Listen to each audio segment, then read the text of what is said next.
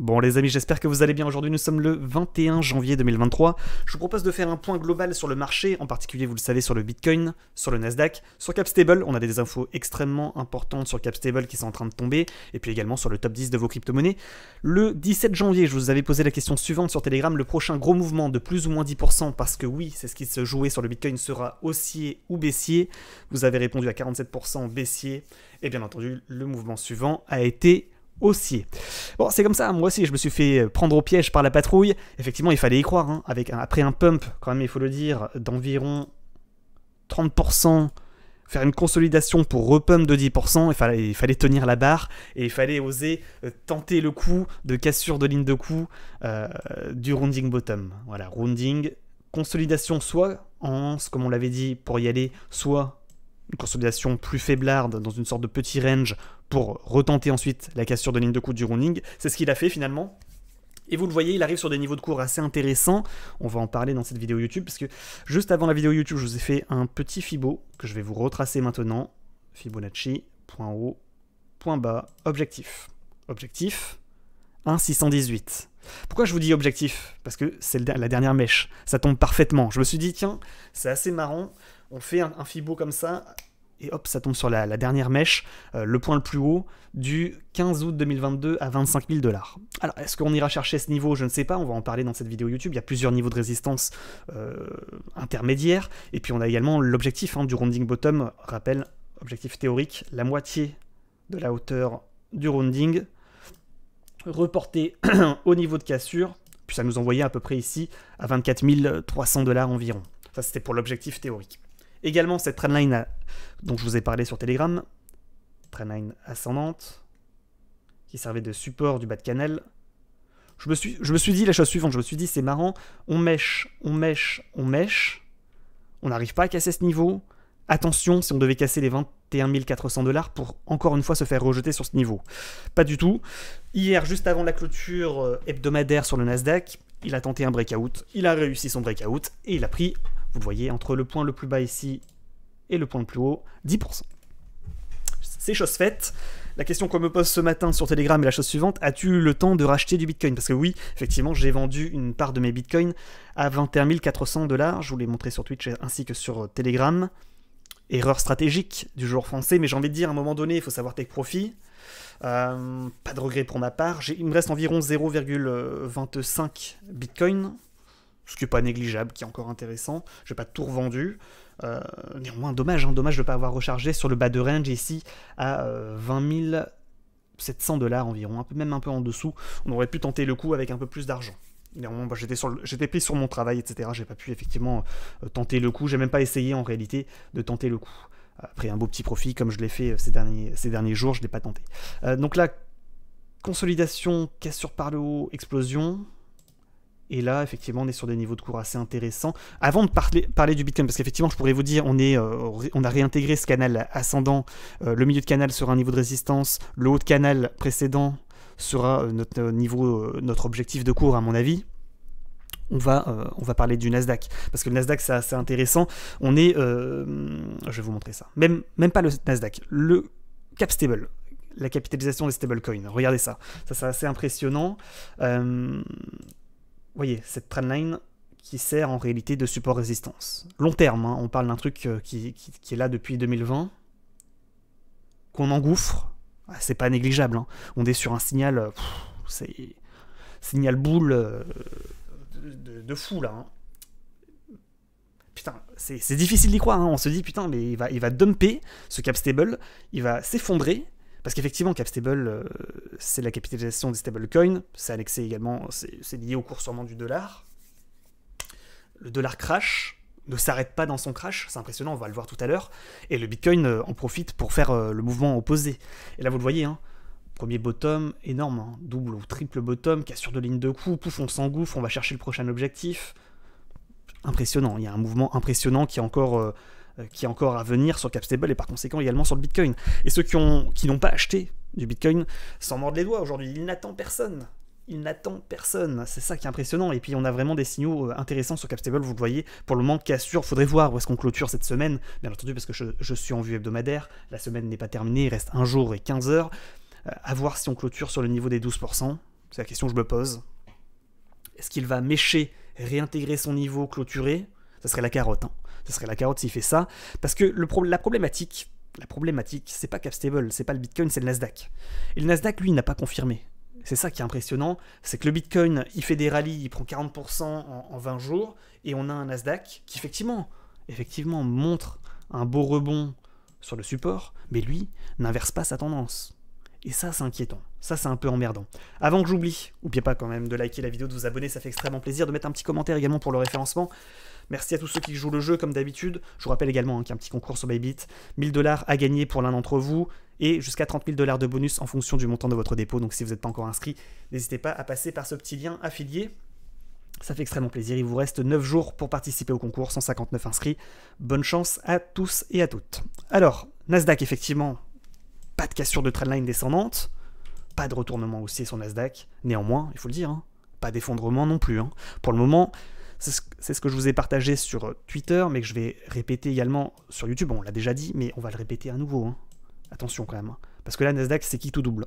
C'est soit on fait le double bottom, on retourne la hausse. C'est ce que le Bitcoin, pour le moment, essaie peut-être de nous dire, parce qu'il a toujours un petit peu pas d'avance, mais dès qu'on a un mouvement un petit peu haussier sur Nasdaq, le Bitcoin, lui, il repart ultra boule. Dès qu'on a un mouvement baissier sur Nasdaq, le Bitcoin, il retombe instantanément. Donc pour le moment, les deux gros mouvements, là on est dans une sorte de range, hein. On est effectivement entre les deux niveaux, on le voit au niveau des volumes profile, il n'y a pas de réelle tendance, on va dire, en vue hebdomadaire, on est plutôt en range. Néanmoins, cassure de ce niveau, c'est le crash. Il faut le dire, attention à ce qu'on ne se fasse pas rejeter, qu'on ne forme pas une épaule, tête, épaule, rejet sur trendline, cassure de ligne de coup, pouf, on s'effondre. Parce que là, le Bitcoin, il va en prendre, il va être impacté, mais après le pump qu'il a fait, les pourcentages qu'il a fait ces derniers jours, il va être impacté sévèrement. Maintenant, il ne faut pas broyer du noir. Pour le moment, il n'y a pas de sujet, on est assez loin du niveau. On est assez loin du niveau à risque.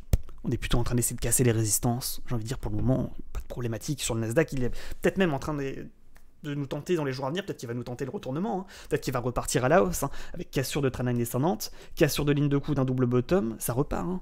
On le répète toujours. Hein. On le répète. Pour le moment, c'est ça qui se joue sur le Nasdaq. Et le Bitcoin n'attend pas le Nasdaq. C'est ça qui est impressionnant.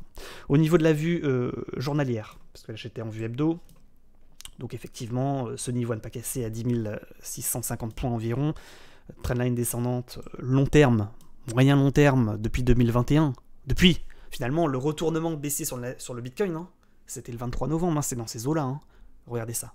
Cette trendline, on s'approche de la cassure de résistance.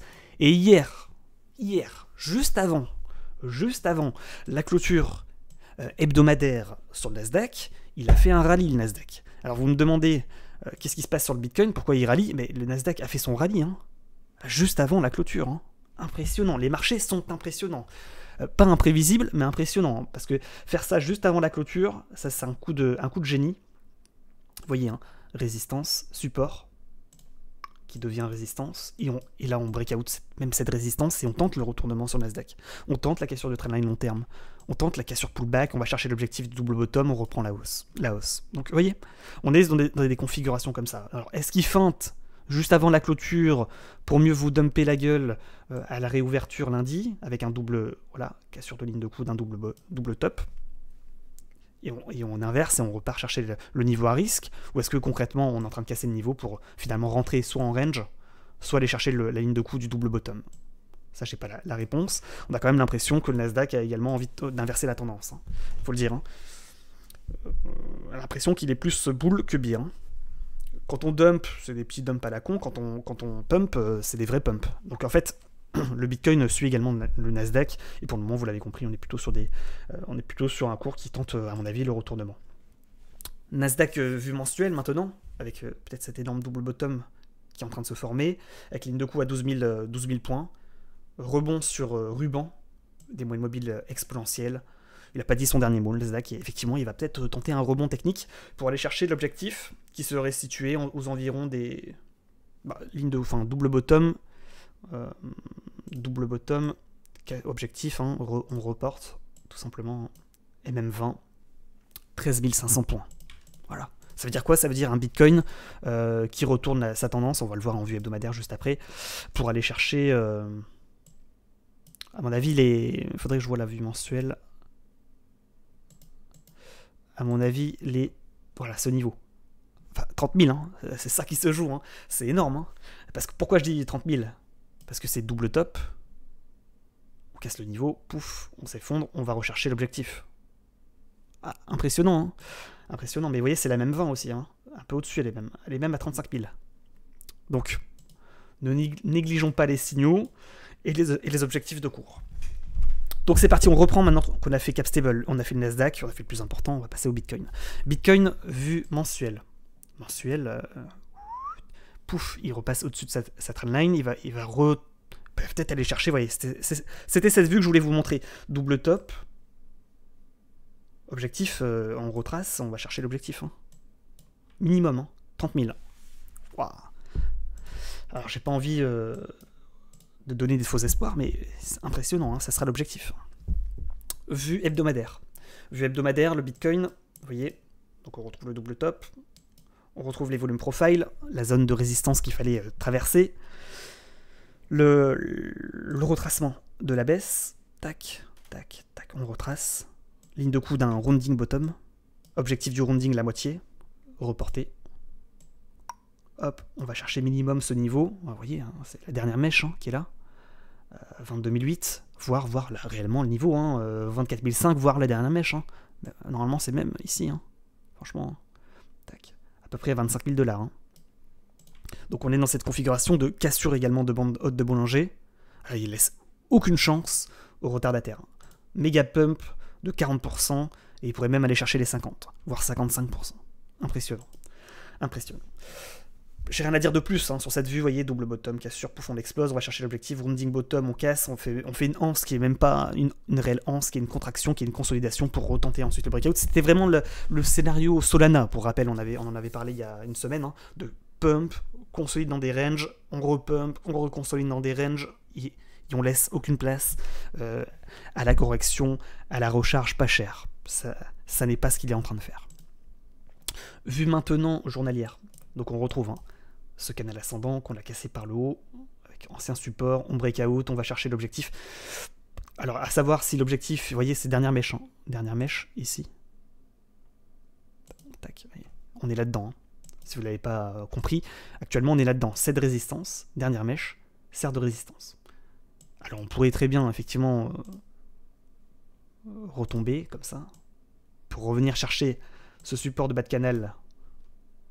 En fait, ce serait une correction pour rester ensuite dans le canal. C'est pas réellement ce qu'il est en train de nous faire, hein, quand même. Hein. Putain, on a l'impression que vraiment que c'est des pumps, consolide, il va pas retomber, il va aller chercher le haut de canal, il va reconsolider, et ainsi de suite. On est vraiment dans une config comme ça pour le moment. Vu, qu'est-ce qu'il y a d'autre d'infos là? Volume profile, non. Et Maribon, on est très très loin des niveaux. One mobile sans période, le retournement, niveau de retournement, on le rappelle. Hein. C'était le niveau de retournement. Pouf, explosion, incroyable, incroyable. Membre de Bollinger, surachat complet, on est en hyper incroyable. Il s'arrête pas. Il s'arrête plus. Il ne s'arrête pas. Incroyable. Range, cassure par le haut, rounding bottom, on explose, on va chercher les objectifs, on retrouve le niveau plus haut. Achat en vue 4 heures. Peut-être objectif ici, hein, à mon avis. Hein. 23 400. Vous voyez, cassure, on va chercher le milieu de canal, on reconsolide.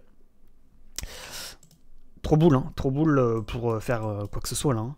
Pour ceux qui ont loupé le départ de cassure de haut de range, cassure de ligne de coup du rounding bottom à 21 400, il n'a pas laissé le temps d'acheter, hein. Il n'a pas plaisanté. Hein. Il fallait porter ses balls, hein, de le tenter. Hein. Tac. Et là maintenant, voilà, il consolide. Hein. Consolide. Une sorte de range, des consolidations classiques, soit en canal descendant, soit en tendance latérale, soit en canal ascendant, cassure par le haut. D'ailleurs, soit dit en passant, hein, on revient sur ce canal ascendant qu'il avait fait. Hein. On l'a vu sur Twitch, hein, en direct. Hein. Il était comme ça.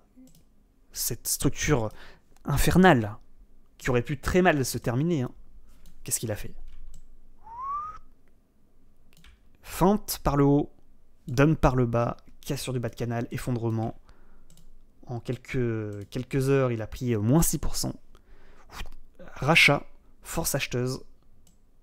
Alors, pour rappel, j'avais racheté 3000 balles de Bitcoin en direct sur Twitch.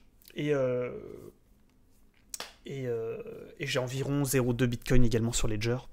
Donc, vous voyez, bon, il me reste encore quelques Bitcoins, hein, mais Et là, pouf, qu'est-ce qui se passe? Invalidation de la structure pour entrer en range. C'est ce qu'on vous a dit sur Telegram. Hein. Entrer en range entre 20 600, invalidation de la structure en canal, tac, et entrer en range.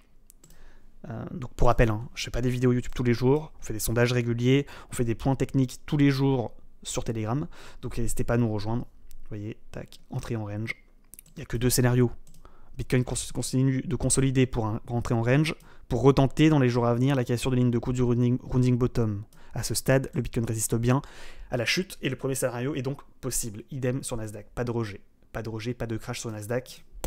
Scénario numéro 1, c'est ce qui a été validé.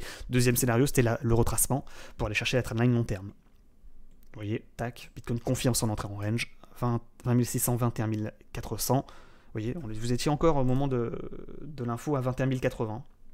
Là, on est à 22 008. Donc, il y avait tout le monde avait ses chances. Ligne de coup du rounding, bas de range. Les vendeurs n'ont pas repris la main à ce stade. Et ouais, les vendeurs n'ont pas repris la main sur le Bitcoin. Et ouais, encore une fois. Hein. Après, objectif, tac, cassure par le haut, explosion. Il a cassé les résistances. Il est parti. Voilà, Bitcoin tente la cassure. Vous avez toutes même les alertes au fur et à mesure. On vous donne les niveaux de cours. Ça tente la cassure. Va-t-il y arriver?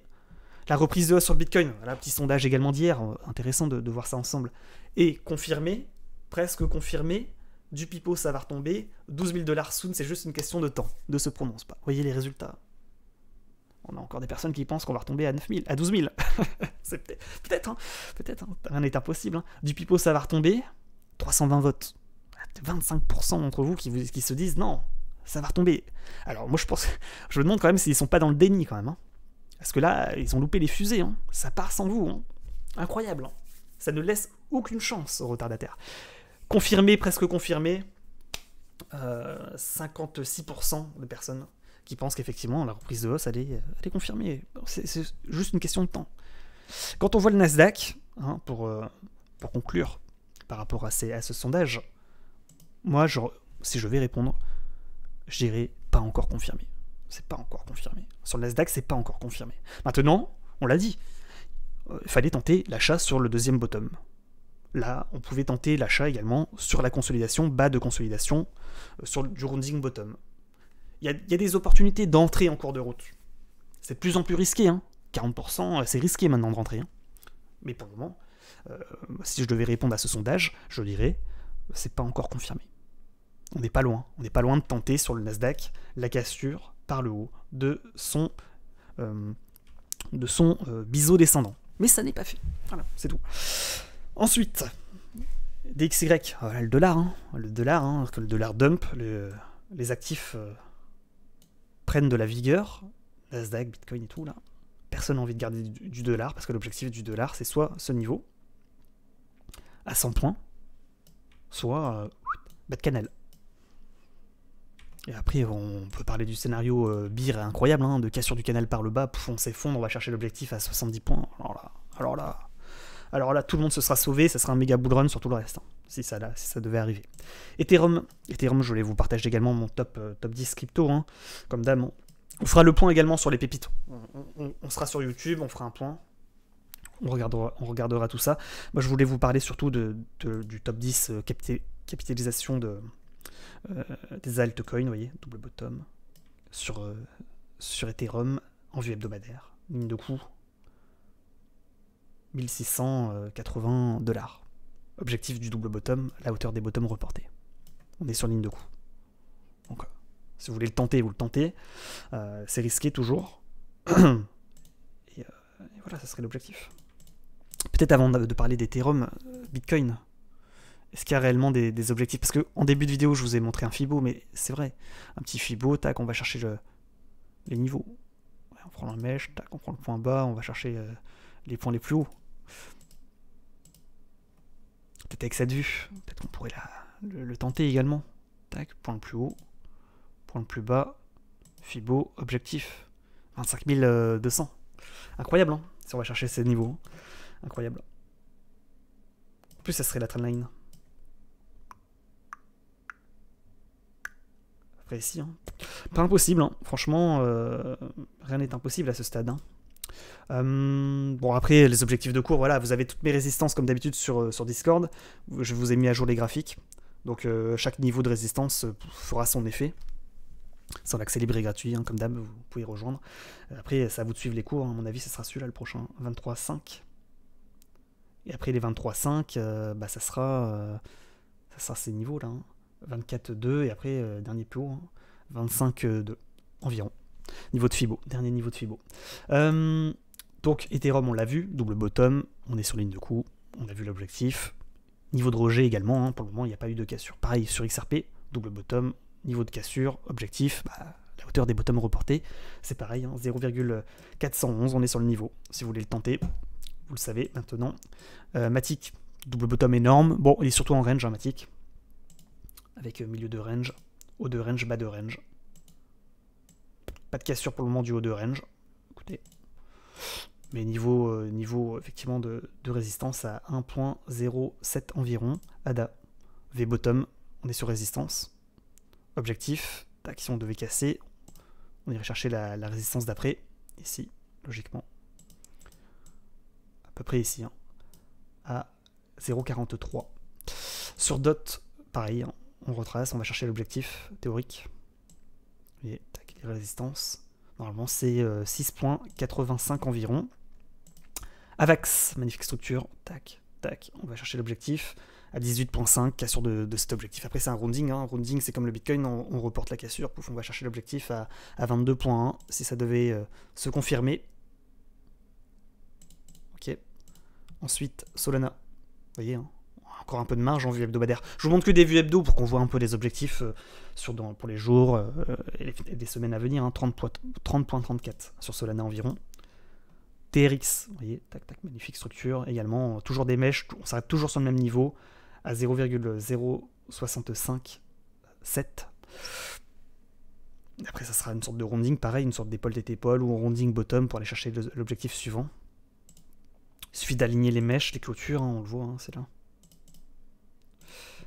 SHIB, pareil, tac, tac, on est sur bande haute de Bollinger, on essaie de perforer la dernière résistance à 0,13. Et après pour déterminer l'objectif, c'est un peu moche hein, quand même.